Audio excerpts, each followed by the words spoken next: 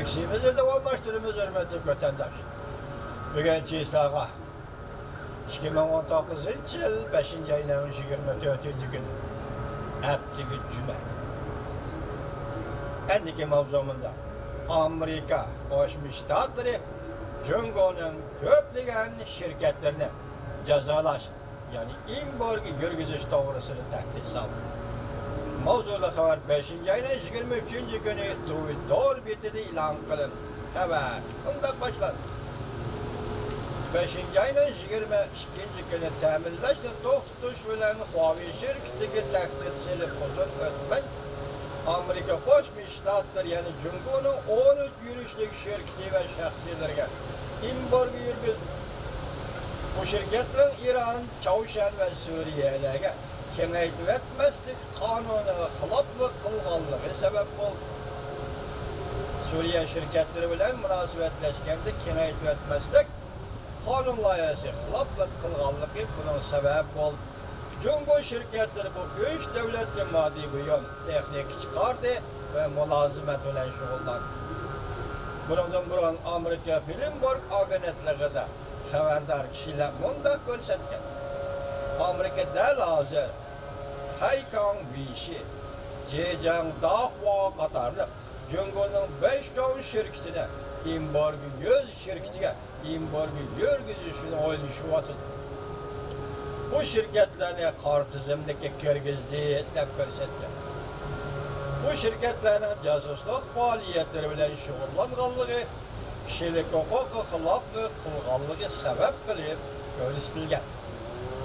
Amerika Davlat bexatarligi ministrligining 5. ayning 20. kunidagi dokladga asoslanganda Amerika embargo qiladigan Jungo shirkatlari 3 siz aeroplan yasaydigan Dajang shirkatini ichiga oladi.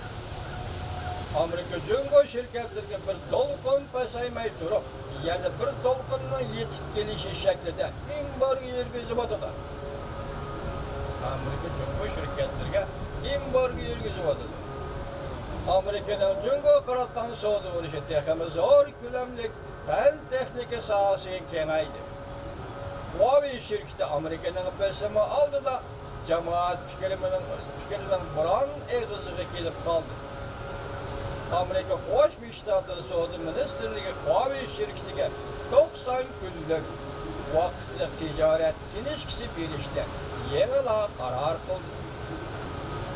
Ren Zhengfei va Huawei shirkatining moliya amaldori Mingwenjuning dadasi Ren Zhengfei muxbirning ziyoratini qabul qilganda bunday ko'rsatdi. Dunyoda yuksaklik surish uchun va bu g'oyani ishga oshirish uchun Amerika bilan ilgari keyin to'qinish yuz beradi. Bu yerda Jungo'ning g'oyasi bor ekan.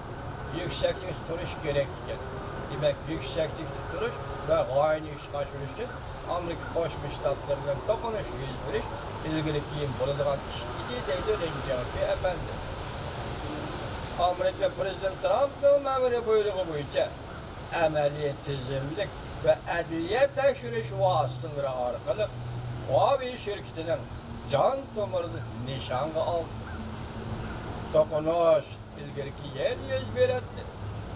Huawei shirkati bo'lganligi uchun emas, Jungo bir davlat sifatida bosh ko'tarish jarayonida bu muqarrar yuz beradigan to'qinish edi.